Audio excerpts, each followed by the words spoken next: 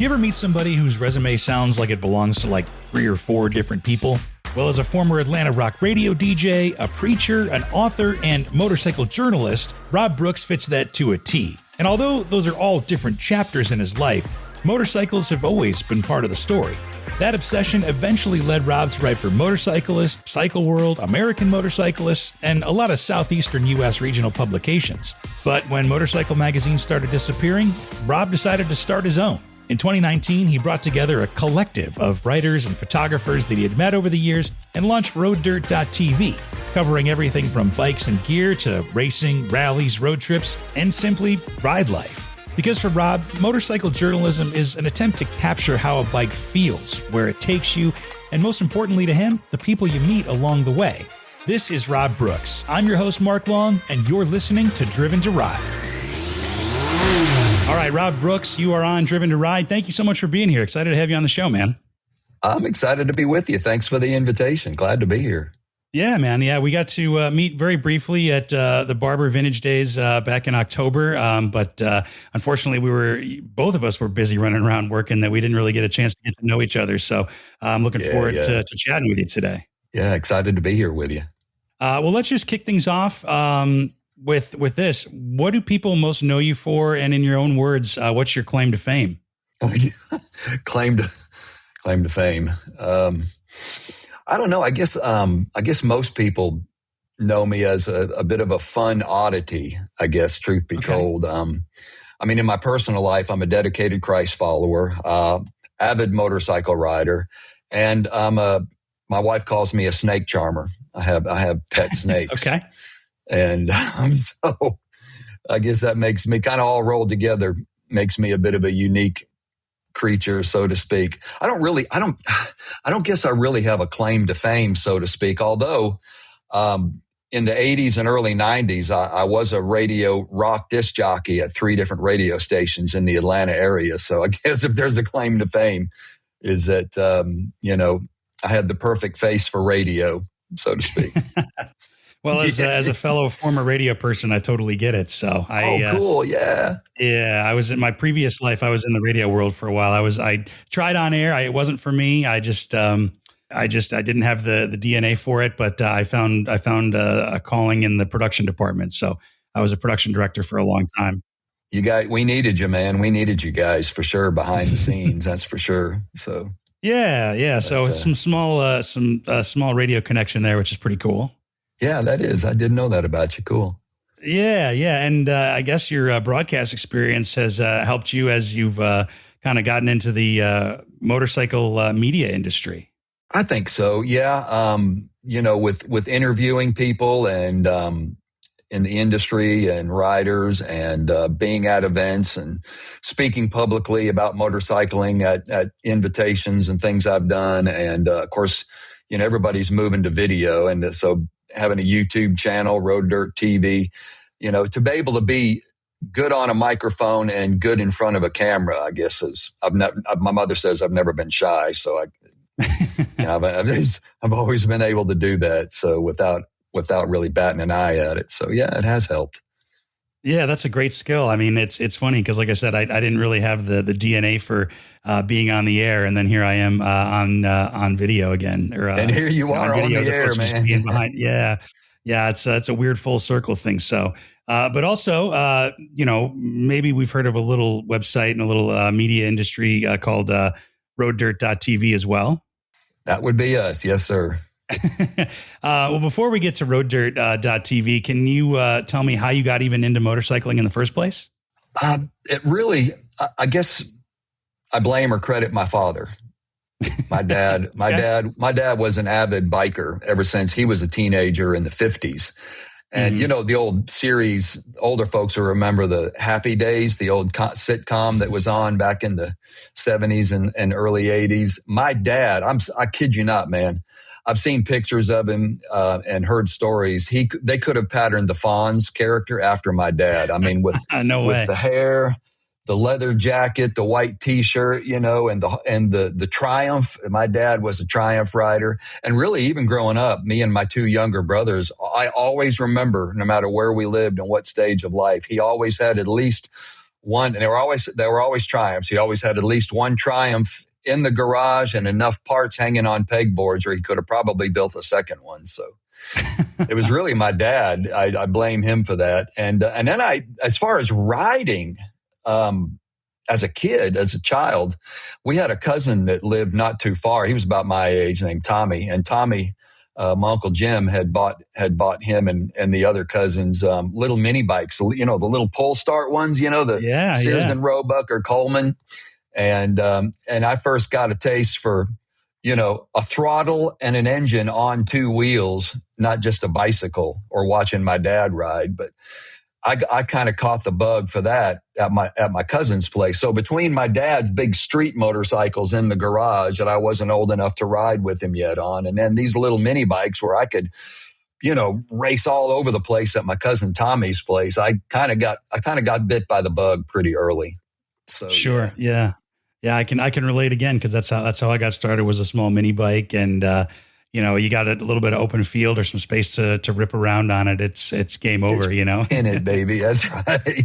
Yeah. So you were hooked from the start, it sounds like. I think so. I went through a season in high school, and then for college and a little bit of young adulthood that I didn't ride because, you get your driver's license, suddenly, hey, you don't want a dirt bike anymore. You want a car, man. So you can take the girls out, and then, got busy with college and then got married after that and started a career and everything. And it kind of lay dormant for a while until probably early 90s. I was driving home from work one day, and I can remember it like it's yesterday. I remember down at the end of somebody's long grass driveway, there was this jet black with gold, kind of gold leaf, little accoutrements on it.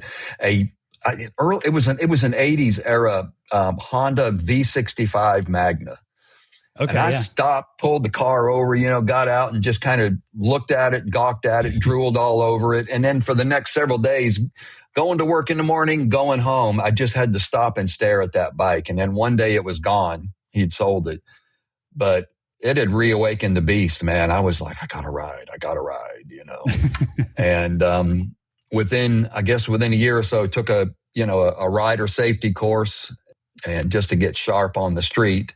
And much to my wife's chagrin, bought a 1993 Suzuki VS 800 Intruder.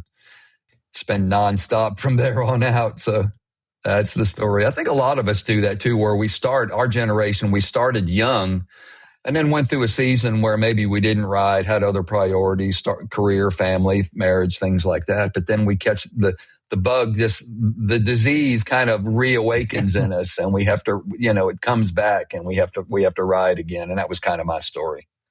Yeah. It comes back at almost twofold or more, maybe after some time of laying dormant. I agree. I think so, because growing up in the 60s and the 70s, by 80s, I was out of high school and in college and everything. But we even into the 80s, we grew up in an era where motorcycles in your garage, even if it's just little dirt bikes, YZ80s and 120s like we had when my dad eventually got us bikes, it was just commonplace. Garages had cars and bicycles and skateboards and motorcycles. And it's just part of growing up that I just kind of took it for granted until I got a little older and got bit by the street bike, bug again. And so, that was it. Yeah. I mean, that's pretty cool, because it's launched, into now, your full-fledged career with Road Dirt TV and everything. So it's taken over your life, it sounds like. Yeah. It pretty much has. It really has, to be able to parlay a passion into a bit of a profession and still love it.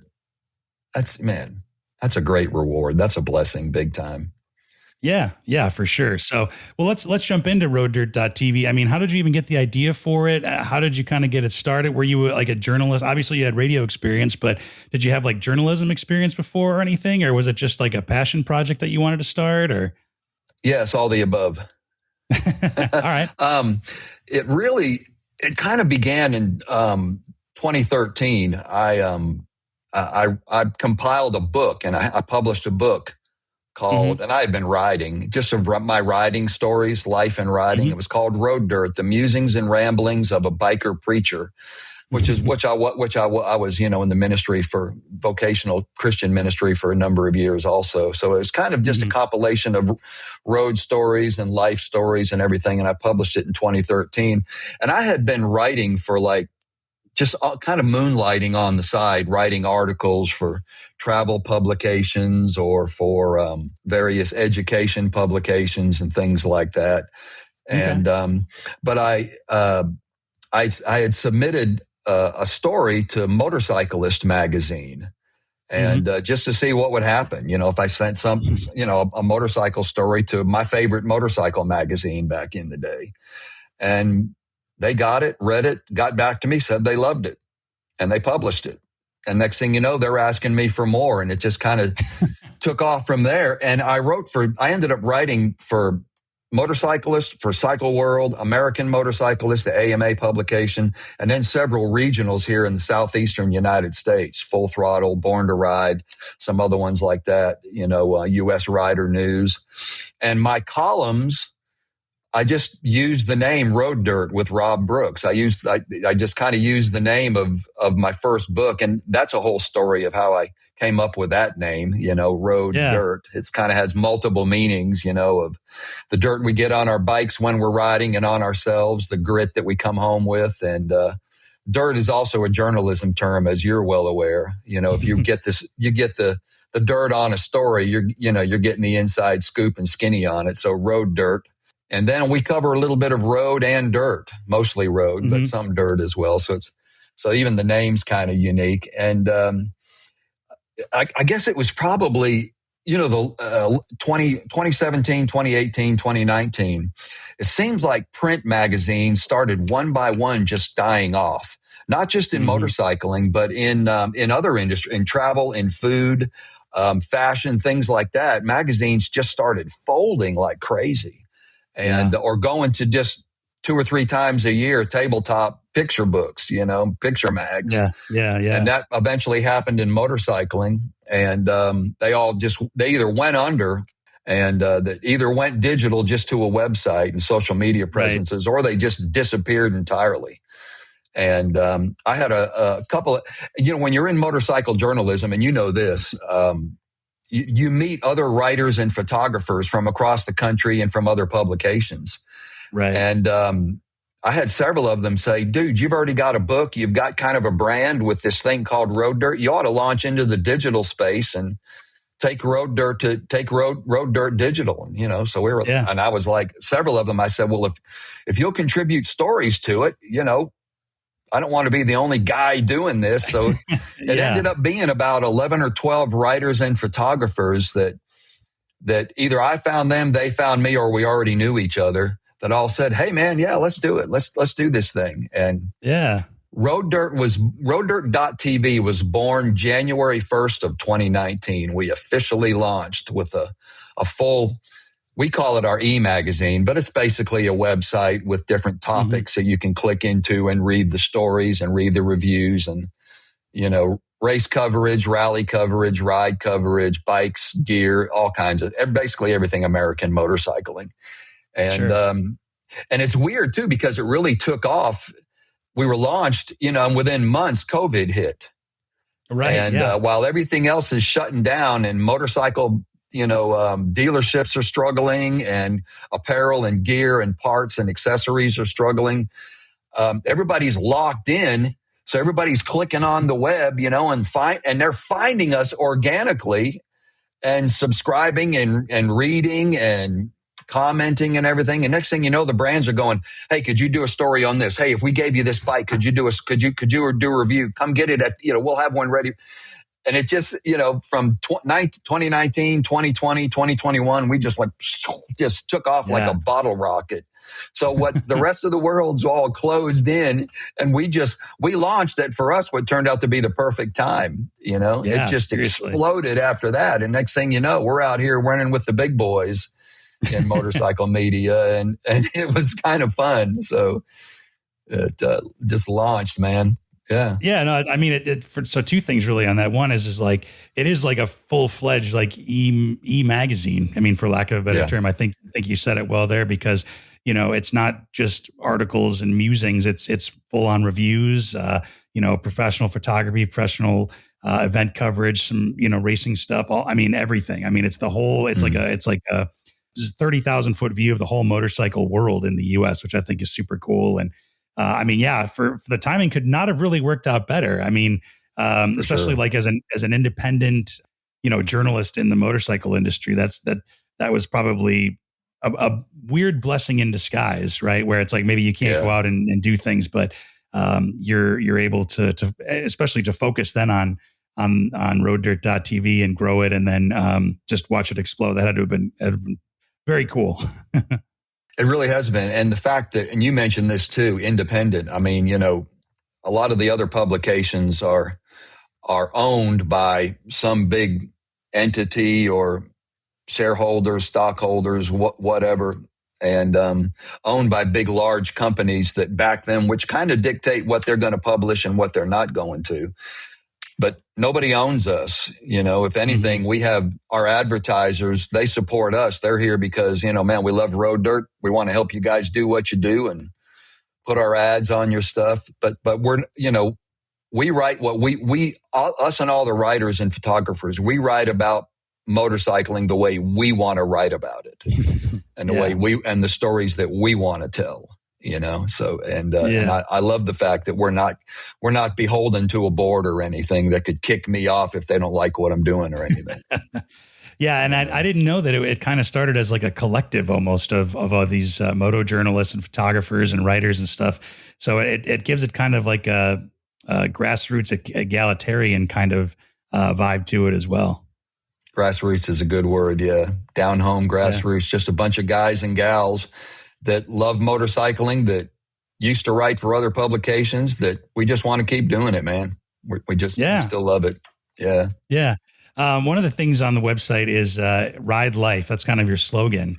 Can you explain? I mean, it's pretty obvious, like what it is on the can is what it is, but can you explain where that came from and what it means to you? Road Dirt the name just was clear as a bell one day. It's like it dropped out of heaven. Call everything Road Dirt. Ride Life just kind of occurred to me and one of the other guys one day, almost like, you know, in the early days of all this, when hashtags, keywords, SEO, things like that started to become, you know, the vernacular. Ride Life just kind of occurred to, it's either me or a guy named Phil one day that just said, dude, hashtag Ride Life. That's us.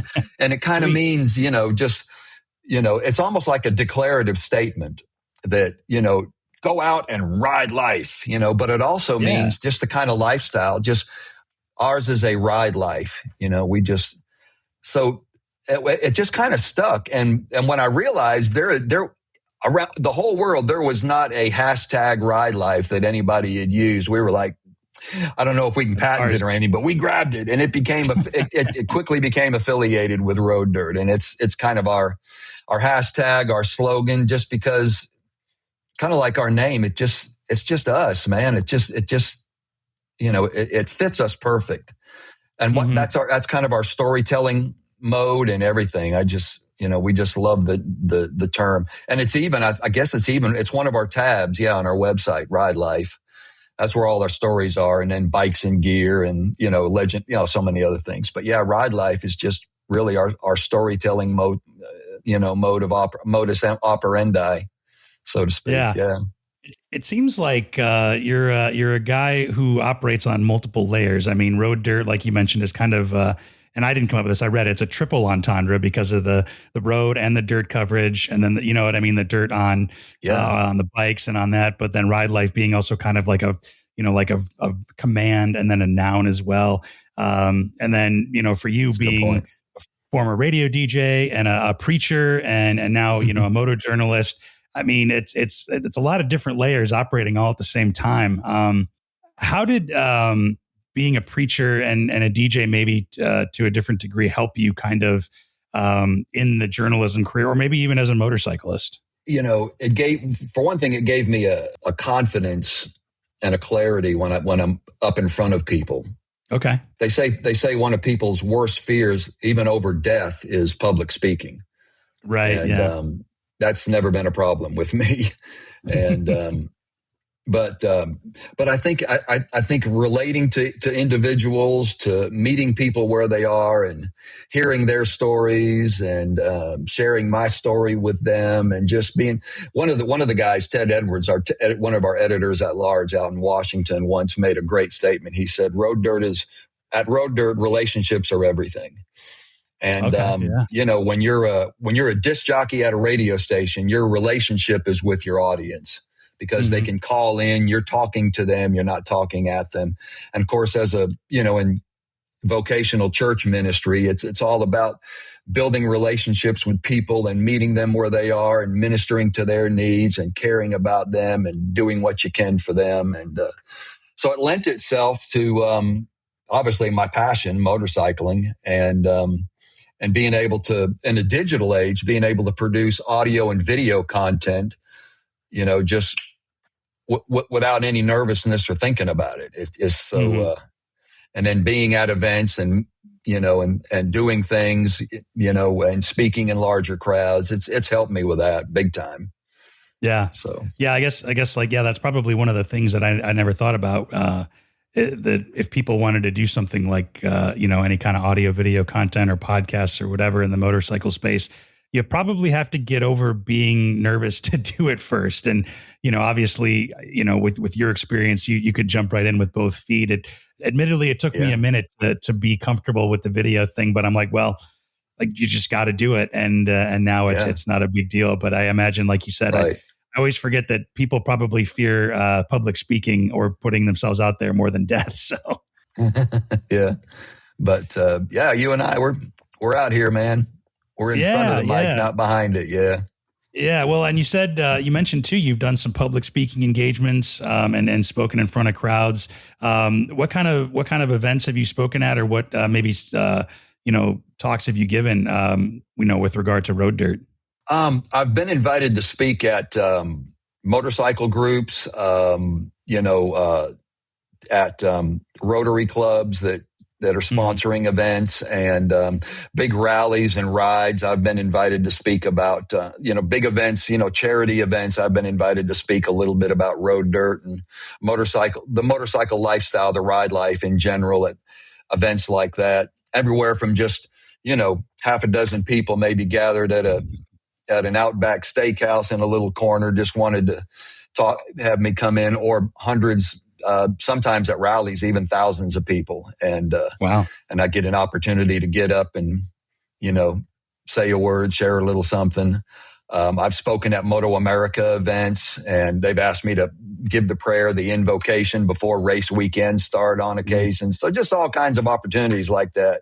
I've done that at some of their motorcycle events at Road America and at Road Atlanta here in our area, getting on the big Michelin Raceway microphone and, up some prayer and blessing leading up to, gentlemen and ladies and gentlemen, start your engines, so to speak, kind of thing. So those have been fun. And I've got, whenever some entity like that offers me an opportunity to make a public address, I'm just always like, I'm there, man. Yeah. Tell me where you need me to stand. I'm good for it. So.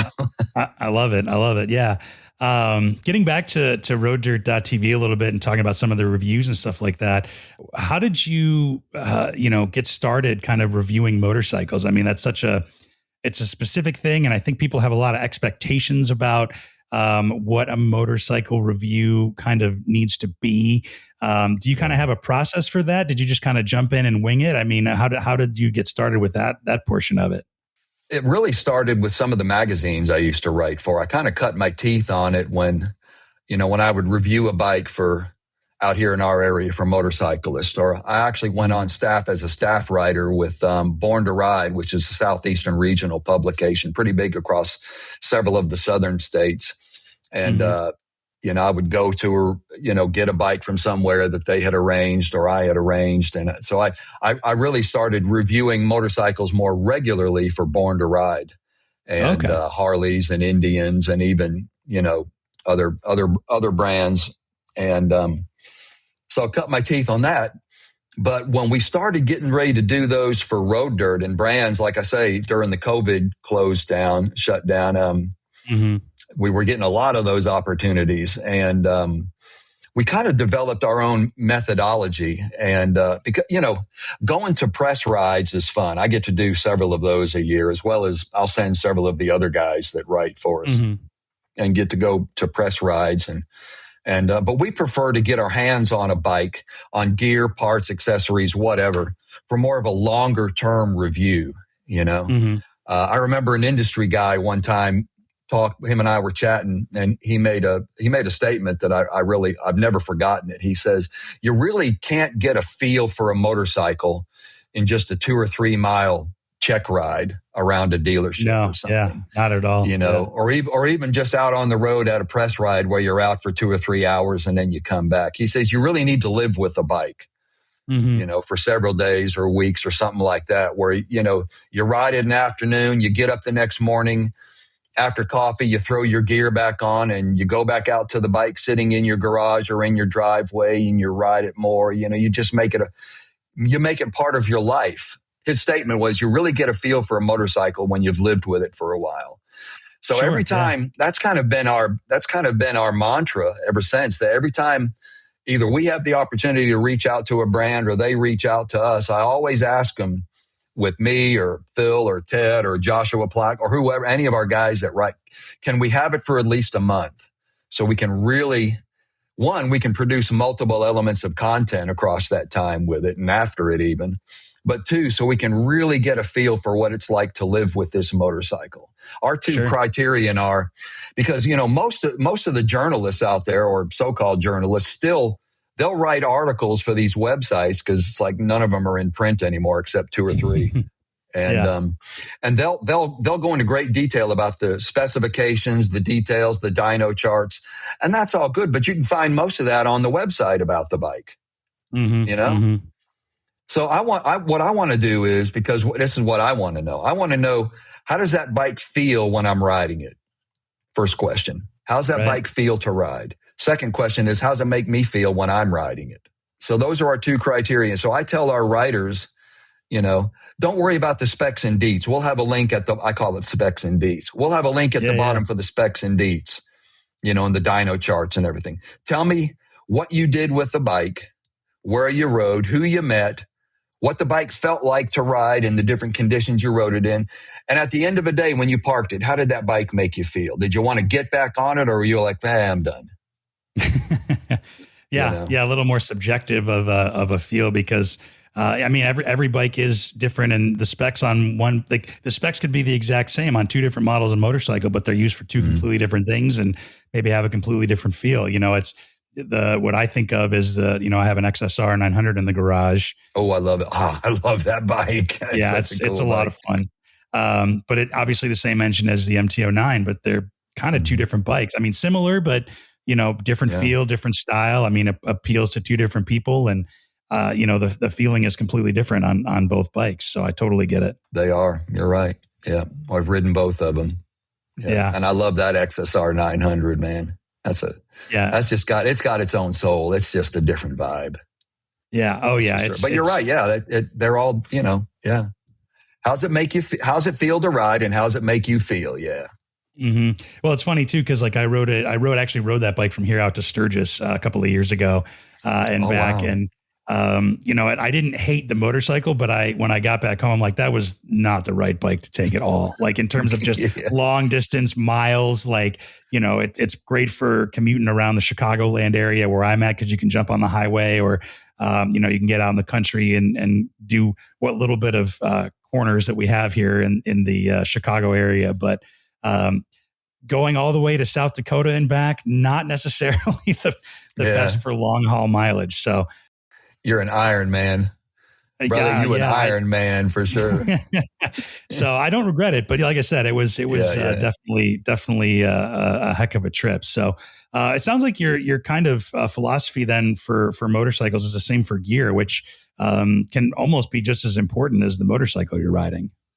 I think so. Yeah. With whether it's jackets, helmets, things like that, I mean, we'll do an initial, well, here's some of its features. Here's the things I like about it already, but then after riding with it and using it for a while, like for instance, I have an HJC that I love the brand. I love HJC helmets, but I've got one in particular that I took it on a long road trip, and I was reviewing it on a road trip and with a friend of mine. And that thing within the first day or two started hurting really bad in the crown of my head right there, Yeah. So I had to go in and cut out part of the liner and see if I could take a spoon and mash on it, trying to get it to, and things like that. You can't really discern those in just a short, specs and deets review when you first get it. You need to live with, just like the bike, you need to live with the gear and let it break in and use it, and the functionality of things you attach to the bike, windshields, hard bags or soft bags. How do they function over time? Do they still lock well? All these things. So we always ask for long termers. And of course, with gear and accessories and with apparel and stuff, they don't want it back at the end of it. They're like, you sweated in it. You can keep that. So. Yeah, right. Especially in the Southeast on some of those hot, humid days. I don't think they're going to be asking for a jacket or gloves or a helmet back. So. No, you can cut it with a butter knife in the middle of the day out here, down here, man. That's for sure. Yeah. Yeah. Well, I guess then you'd have some, a unique perspective or a unique authority on warm weather and vented and heat or mesh gear and that kind of stuff being down there. Yeah. Yeah. I try to ride as armored up, but as free flowing as possible with mesh gear and things like that. I live by mesh gear in the summertime. No matter what I'm riding, I have to. Yeah, really ventilation is the key. So, from 2019 to 2026, now it's been 7 years. Which congratulations on. I know, sorry, but congratulations on making it successful for 7 years. What's the motorcycle world kind of changes been like? What have you noticed over the course of the last 6 years in terms of maybe gear or motorcycle styles or preferences or the industry? What have you seen? It seems to me that I think my first observation, even back when I was writing for other publications, but definitely since we launched Road Dirt, the younger generations aren't picking up motorcycling like our generations. I'm tail end of the baby boomers and Gen Xers and stuff. We, like we said earlier, motorcycles in the garage and riding them were as common as bicycles and skateboards with us, but these younger generations from the millennials into the new Gen Zers, they're just not riding. They're not getting into it like we did, and rather than getting a PW50 or something when they're a kid, they're getting a screen, a video game screen, or even elementary school age kids. I know, they're getting little cell phones and everything. Nice. So they're being handed screens instead of keys to a little motorcycle, or they're getting screens instead of handlebars. And I think that's a shame. And, so I see that as a change, and the industry is beginning to adapt to that, trying to make the entrance into motorcycling easier because on 90% or more of motorcycles, it's full body, manipulation and maneuvering of it, with clutch and shifting and braking and throttling here. I mean, it's a full body thing that I think intimidates some of these younger folks. I mean, you think about this. This has blown me away too, and I'm sure it has you as well. Is that you go on any automotive or truck dealership showroom or their lot, you're going to be hard pressed to find a manual transmission. Not going to happen. And that began to happen with my wife and I, our own daughters who are in their 30s now. They learned how to drive in the early 2000s on, automatic automobiles, automatic cars and stuff.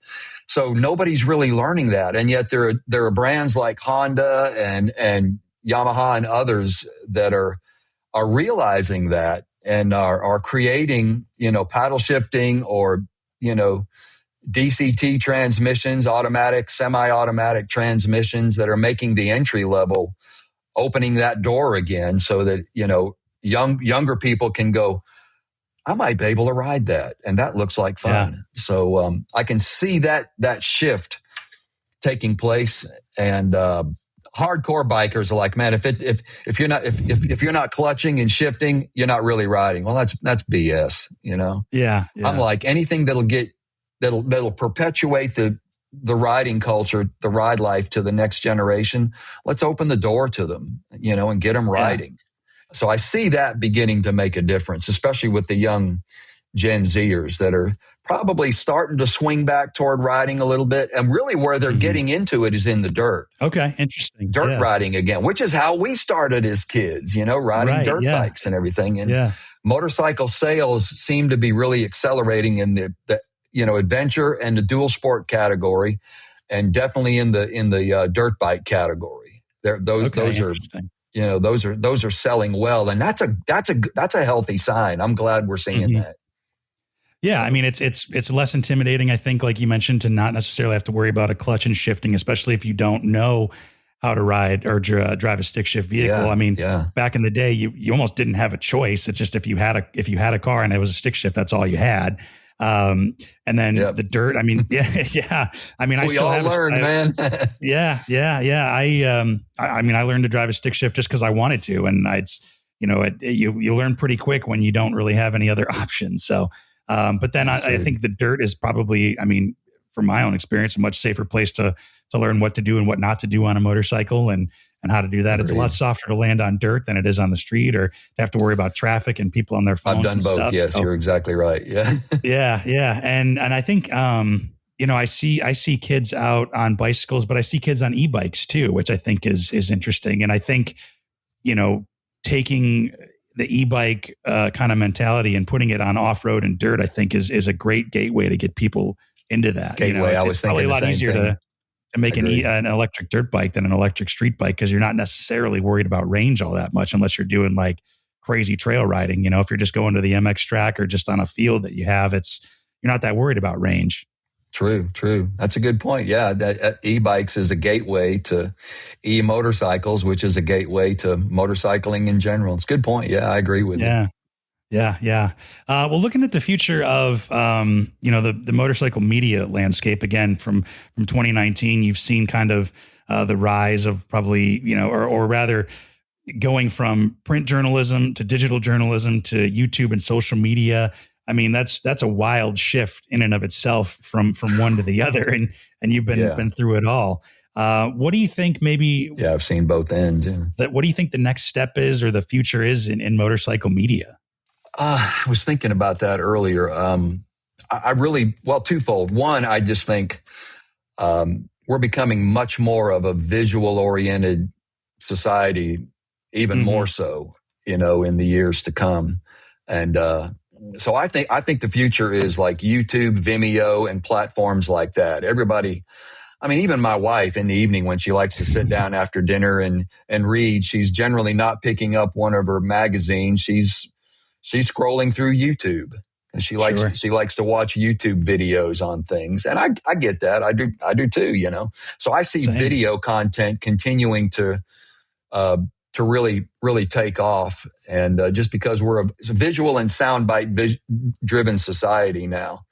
And I also think AI is going to make a massive, it's already making a dent. It's already making a huge impact, and in good ways and really not so good ways that we're already seeing. Sure. I mean, it's getting harder and harder to me to tell the difference between human created content and AI generated content, if you know what I mean. I see that. And I think there are content creators out there that are getting lazy, to be honest with you. They'll generate photos, they'll generate videos, they'll generate written text, they'll generate audio, using voices. They'll let it generate everything for them and put that out there.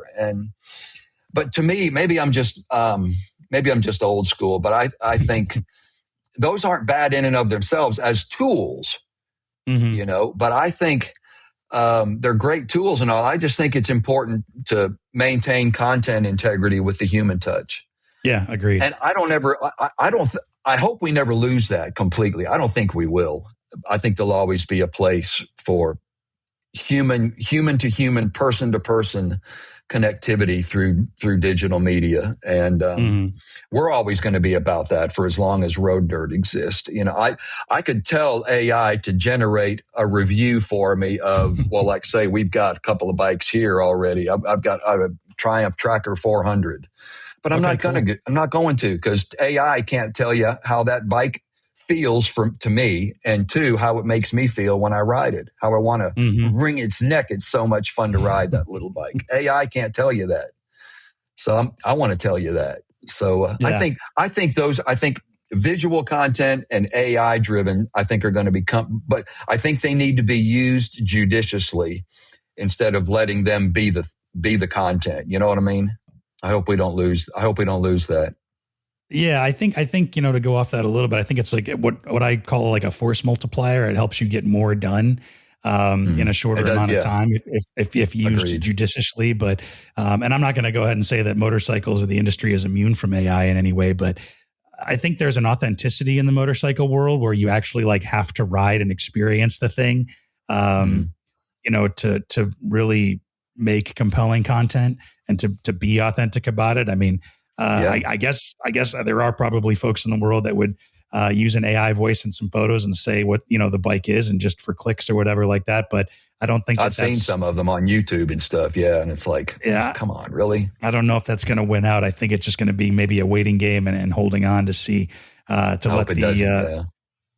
the authentic content rise to the top and 100%. kind of get the spotlight. So, but because it's like I said, AI can't tell you how a bike feels. It can't tell you what it's like in the city versus on the highway versus out in the country. It's just not going to do it. So you have to actually go at least not in a way that sounds like an authentic person wrote this or said this or Well, and motorcycling is about human connection too, being able to connect with other people over different bikes, same bikes. And I imagine that people probably trust your judgment and know that, what you like and what you don't like, and whether they agree or disagree with you on certain things for a motorcycle. And that's what makes you human.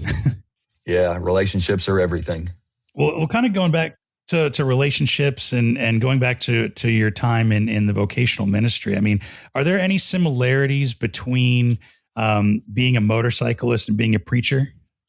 I thought about, I guess really there's a risk you take. Interesting. Okay. In the sense that there's a risk, just like just throwing a leg over a motorcycle and throttling out. There's a risk that the unforeseen might happen and you go down or, something breaks on the bike or whatever. In being in the years in vocational ministry where you're putting yourself out there, being vulnerable and opening up your life for people to see as you try to help them, in their own lives with things they're dealing with, there's a risk there too, and to build relationships, just like riding a motorcycle, it takes being able to manage that risk and be comfortable with that risk and say, for the experience on the bike or the individual that you're dealing with or the audience you're speaking to, it's worth it. It's worth the risk of exposing myself and being vulnerable myself if it helps point somebody else, to, like in my case, to my Lord and Savior, Jesus Christ. And I really feel strongly about that. I hadn't thought about it till you asked that, but it's a great question. Thank you. I would say risk management, and interesting. And both of them are worth it. They're sure. they're both worth it. People are worth it, and of course, motorcycles are worth it. Yeah. So yeah. I was kind of curious too because a lot of people talk about motorcycling being like kind of their sacred space, or their zen is what a lot of people call it when they go out and ride. And so I didn't know if there was any maybe similarities between, connecting with God or having your zen space out on a motorcycle. Some people that there is for me. And when you read, by the way, I published another book, Road Dirt 2. In 2023, almost exactly down to the month and week of when I published the first Road Dirt. Road Dirt 2 More Musings from the Ride Life. You can find both of them on Amazon. And it's another one. Of course, I think my writing is better now than it was back in 2023. In 2013. And I write about that very thing you're talking. There's so many of the stories that made it into Road Dirt too, right? The riding stories and the life stories that are just about when I'm out on a bike.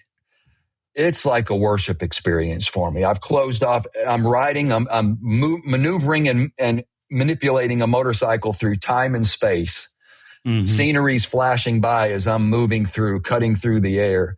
And it's spiritual for me. I really feel connected to God on a motorcycle. I feel like I can let other things go and they just kind of, the speed and the freedom kind of untangles my life, so to speak. And, it's like spending time in the Bible is very refreshing to me. Spending time on a motorcycle is very refreshing to me. And I come back, I come back with my heart rates lower. The cares and anxieties of the day are just kind of like, they're still out there down the road somewhere. They haven't caught back up with me yet. And and you know that feeling, being a rider yourself. And there is that. And some call it Zen-like. Or flow. I just call it. It's a spiritual experience on a mechanism, and I just wouldn't trade anything for it. It's not the same in a cage or in my pickup truck over there. It's just that's utilitarian. Those bikes over there, those are like spiritual tools to me. They really are. I love it. Yeah, agreed. I think that's the perfect note to end on too. So, Rob, thank you so much for your time. I couldn't say it better myself, and I can't think of a better way to end it. So I appreciate the time and sharing your stories with us. And before I let you go, obviously want to let people know where they can find you all over the internet, and so they can learn more about you and learn more about Road Dirt. Email me at rob@roaddirt.tv. Just both 2 Ds, Road Dirt, rob@roaddirt.tv. That's my email. And, and then you can find, of course, on social media, we got a Facebook page, a Facebook group. Road Dirt is the page. The group is Road Dirt Motorcycling. And then we're on X. Just look for at Road Dirt TV. Same thing on Instagram and their new thing called Threads, Road Dirt TV. Find us out there. Our YouTube channel is called Road Dirt TV, not just Road Dirt TV. So look for us out there with that on the YouTube channel. And connect with us. Because of the fact we believe relationships are everything, we love me and Ted and Joshua and all the guys that write and shoot and the ladies. We got one gal that does too. We love interacting with readers and viewers and stuff. We just, we email and message through those platforms. And so, we'd love to get in touch and keep in touch with each other for sure. Yeah. Keep the collective going, keep the community going. So, yes, sir. Rob, thank you. Thank you again. I'm sure we'll talk again very soon. I hope so. Thank you, Mark. I appreciate it. Thanks for listening to Driven to Ride. Interact with us and check out full unedited conversations, photos, interviews, video interviews, plus other goodies on YouTube or Instagram at Driven to Ride Podcast. Or you can check us out at driventoridepodcast.com. And make sure you leave us a rating and review from wherever you get your podcasts too. Do you have an idea for an episode or a guest, or you want to invite us out on an adventure? Email us, hello@driventoridepodcast.com. Driven to Ride is wholly owned by Flint Rock LLC, made possible with help from Matthew Miles, and written, hosted, and produced by me, Mark Long. We'll see you out there.